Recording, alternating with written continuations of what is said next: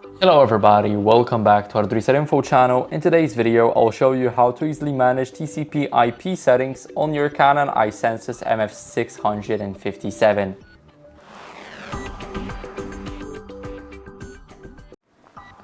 So first, what you guys want to do is go over to the menu. Now here, let's click on Preferences, Network, and then go to TCP and IP settings.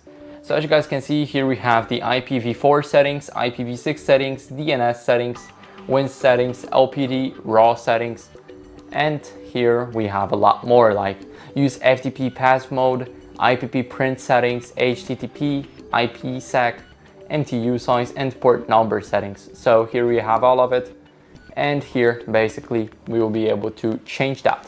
So this is what you guys can do here. You guys can, let's say, change the RAW settings or the LPD settings right here, like the timeout.